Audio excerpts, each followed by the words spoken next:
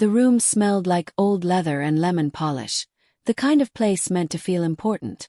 Sophia Hayes sat in the second row of stiff wooden chairs, hands folded tightly in her lap, nails pressing half-moons into her palms.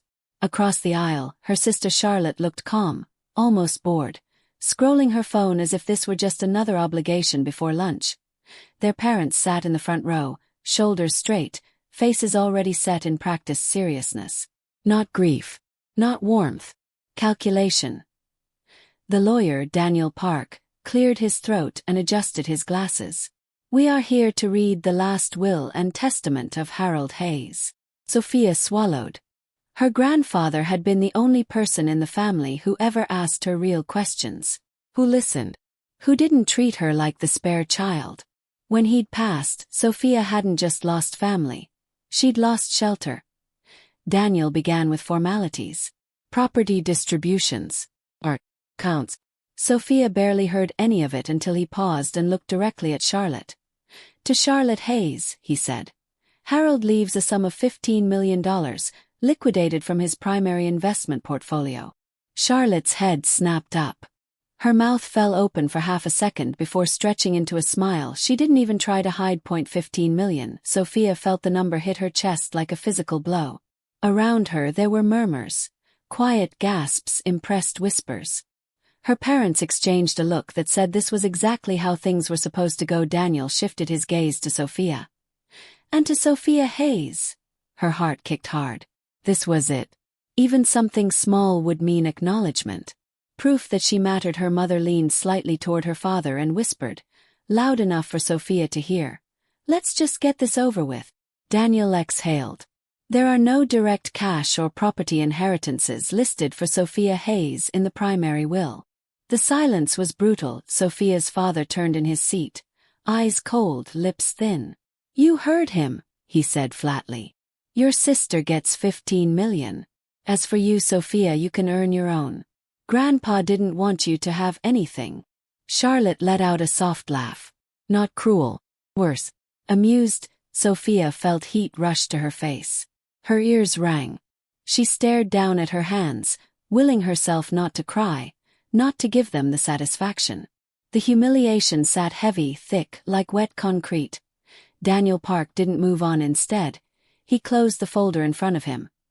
"There is," he said carefully, "a second document."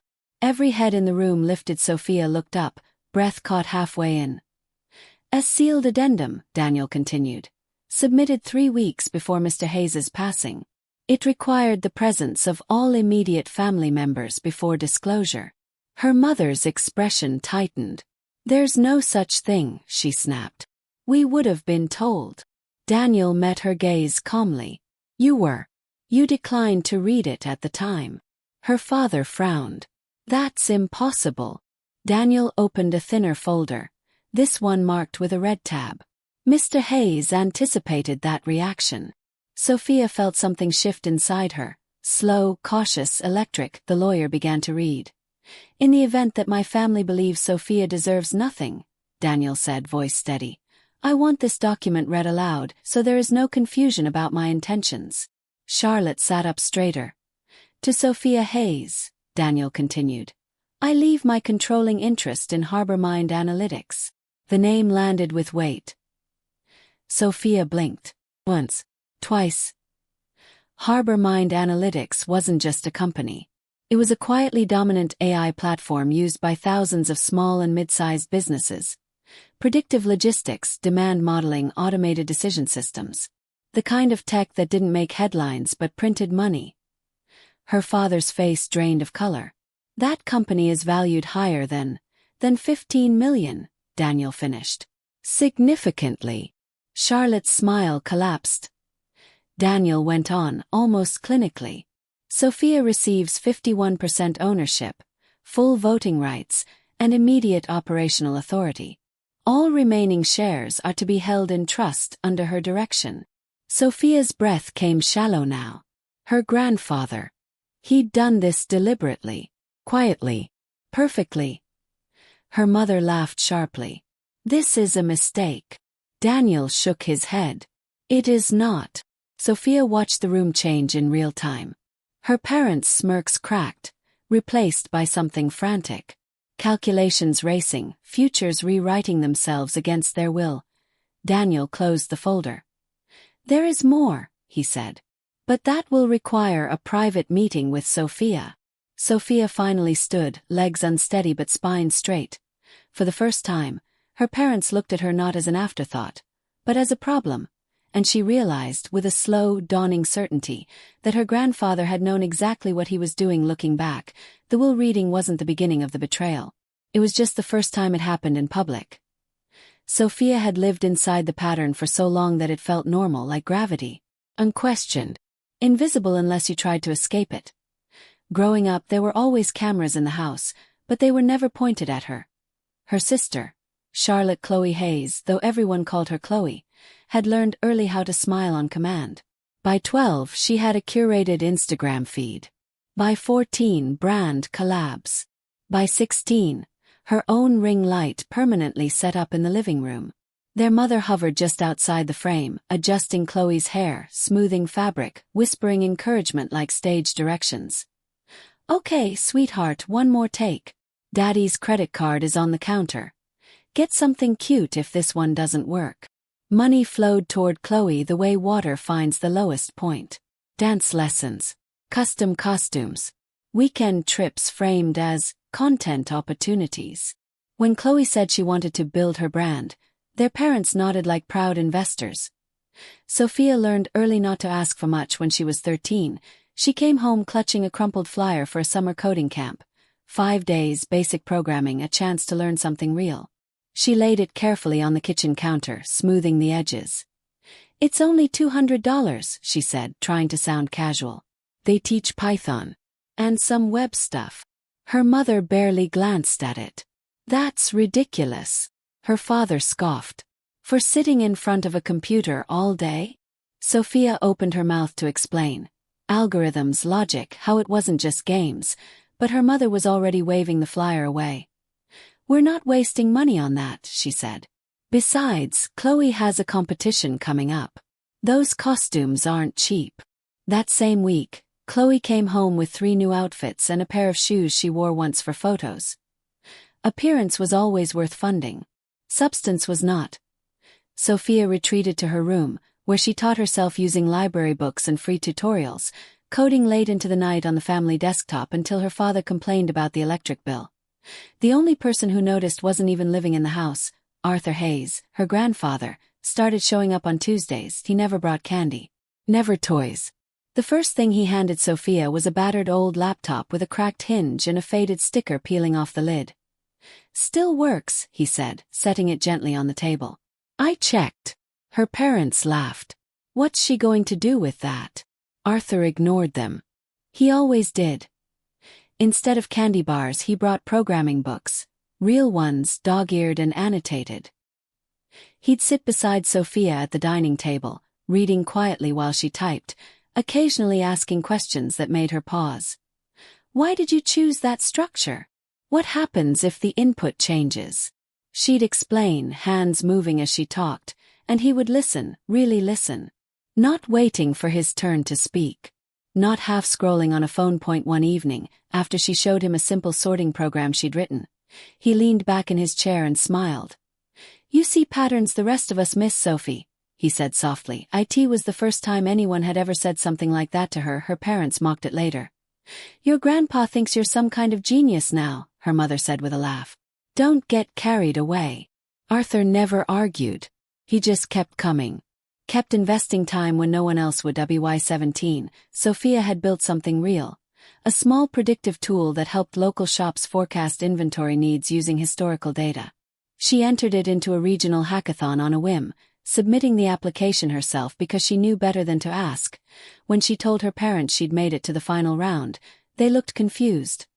"A what-a-thon?" her father asked. "A competition," she said.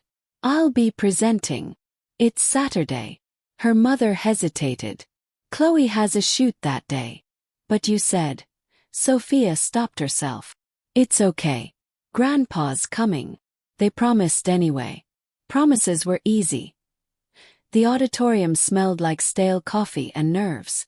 Sophia stood on stage, hands trembling as she explained her model, her voice gaining strength with each slide. When the judges announced her as the winner, applause filled the room.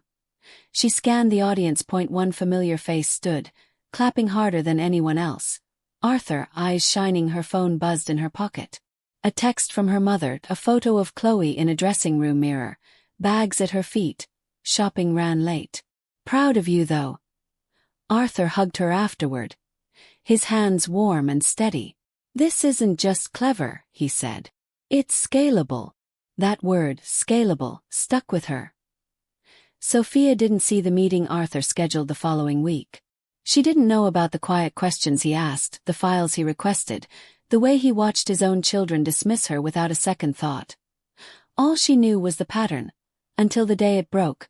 The silence after Daniel Park's last sentence wasn't empty. It was charged, tight with the kind of tension that comes when people realize the story they've been telling is about to collapse.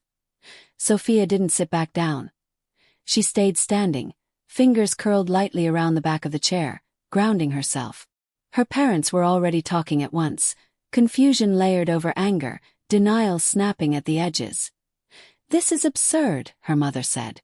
Arthur was confused near the end. He didn't know what he was signing. That's not true, Sophia said quietly. Her father turned on her. You barely visited him. You have no idea what condition he was in. Sophia felt the old instinct, to shrink, to apologize, flare and die in the same breath. She met his eyes. I tried to visit him, she said. You blocked me. Her mother scoffed. That's a lie. Daniel raised a hand. Ms. Hayes isn't speculating. We have records. Sophia took a breath. You told me Grandpa's doctor advised against visitors. You said stress could confuse him. Her mother crossed her arms. That's what we were told. No, Sophia said. That's what you told me. She reached into her bag and placed her phone on the table, sliding it forward. Screenshots bloomed across the glass. Texts that never delivered, calls that rang unanswered, emails marked unopened. You changed his contact settings, Sophia continued. You rerouted his calls. I didn't know because you controlled his phone. Chloe shifted in her seat. This is getting ridiculous. Daniel turned toward her. Ms. Hayes. Chloe. Are you aware that several of your sponsored videos featured your grandfather? Chloe blinked. Of course. He loved being on camera. And were those videos monetized? Was. Too long. Yes, Chloe said finally. That's my job. Daniel nodded. What Mr. Hayes did not know was that his image was being used in paid partnerships. Sophia felt something crack open in her chest. You made money off him, she said, voice shaking now. Without telling him. Her mother snapped. He agreed to be filmed. Being filmed isn't the same as being exploited, Daniel said evenly. He opened another folder. We have contracts, payments, deposits routed through accounts Mr. Hayes did not control. Chloe's face flushed. That's not enough, Daniel said. Sophia's memories clicked into place. The way her grandfather sometimes asked why people stopped calling. Why Sophia hadn't replied. Why she didn't come for Christmas. They cancelled my visit, Sophia said. They told me Grandpa was in a facility. He wasn't. He was home. Alone. Her father slammed his hand on the table. We were protecting him. You isolated him, Sophia shot back. You isolated both of us. Daniel slid a printed call log across the table. These messages, he said, tapping the page, were sent by Mr. Hayes to Sophia over 18 months. None were delivered. Her mother's mouth opened, then closed. And the finances, Daniel continued. Large transfers from joint accounts, unauthorized. Used to fund travel, luxury purchases, influencer expenses. Chloe stood up. That money was family money. It was Mr. Hayes's money, Daniel corrected. And you held power of attorney. Sophia's father went pale. When Mr. Hayes questioned charges, Daniel went on. He was told he'd already approved them. He hadn't. Daniel closed the folder. And now, he said, The final record. He pressed a button. The screen at the front of the room flickered to life. Arthur Hayes appeared, sitting upright, eyes clear. A date and timestamp glowed in the corner. A medical clearance document flashed briefly before the video resumed. "I am not confused," Arthur said calmly. "I am old, but I know what I've earned." Sophia's breath hitched. "My family thinks age means weakness," Arthur continued. "They think if they keep Sophia away, I won't notice." He leaned closer to the camera. "That is control. That is fear that the two of us will talk." The room was frozen. "Harbor Mind goes to Sophia," Arthur said. "Because she built something when no one was watching." The video ended on a still image. Arthur's wrist, his watch face open. Inside it, tucked carefully, was a faded photo of teenage Sophia, grinning awkwardly beside a laptop when the screen went dark. No one spoke, the bluff was gone. And there was nowhere left to hide. The fallout didn't come all at once. It came in stages. Methodical, documented, impossible to outrun. First, Sophia's parents were confident. Too confident. They hired a well-known attorney within 48 hours. A man whose website featured marble columns and phrases like aggressive defense and discretion guaranteed. He walked into the preliminary hearing smiling, glanced through Daniel Park's filings, and asked for a recess. He never came back by the end of the week. He had withdrawn from representation, citing irreconcilable ethical concerns. The phrase spread quietly through legal circles before it ever reached the family. The court appointed a forensic accountant. That was when the spreadsheets appeared. Years of transactions unfurled like a map of intent, unauthorized transfers from Arthur's accounts, routed through shell expenses and consulting fees, then landing neatly in places they were never meant to be.